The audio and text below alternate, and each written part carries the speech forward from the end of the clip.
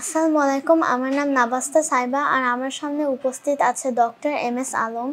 আর আমি ডায়াবেটিস নিয়ে কয়েকটা প্রশ্ন করব যেটা থেকে আপনারা অনেক কিছু জানতে পারবেন। ডায়াবেটিসের পায়ের যত্ন কিভাবে নেবেন? ডায়াবেটিস রোগের পায়ের যত্ন নিয়ে আমি অনেক কথা বলতে পারি। তারপরেও আমি একটা কথা বলব, ডায়াবেটিস হলে আপনি আগে দেখবেন যে ডায়াবেটিক নিউরোপ্যাথি আছে কিনা। অর্থাৎ আমরা পায়ের কিছু টেস্ট করে মনোফিলামেন্ট টেস্ট বলি। এই টেস্ট করে আমরা দেখি যে ডায়াবেটিক নিউরোপ্যাথি আছে কিনা। সেক্ষেত্রে তার কিন্তু সেনসেশনটা থাকে না।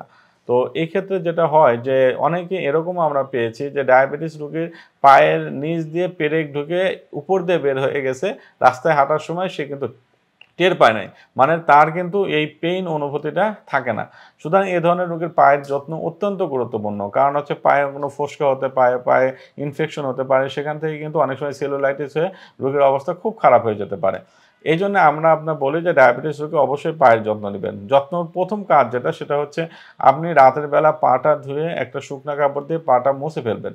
মুছে আপনার পায়ের কি করবেন, সামনে একটা বড় ম্যাগনিফাইং গ্লাস রাখবেন। গ্লাসের মধ্যে আপনার পাটা পুরোটা দেখবেন যে আপনার পায়ের তলায় কোনো ধরনের কোনো ইনজুরি আছে কিনা, কোনো ইনফেকশন আছে কিনা, কোনো আলসার আছে কিনা, এবং দুইটা আঙ্গুল ফাঁক করে করে দেখবেন যে ভিতরে কোনো ইনফেকশন আছে কিনা। এটা অত্যন্ত গুরুত্বপূর্ণ। এবং নখগুলো ভালো করে খেয়াল করবেন যে এখানেও কোনো ইনফেকশন আছে কিনা।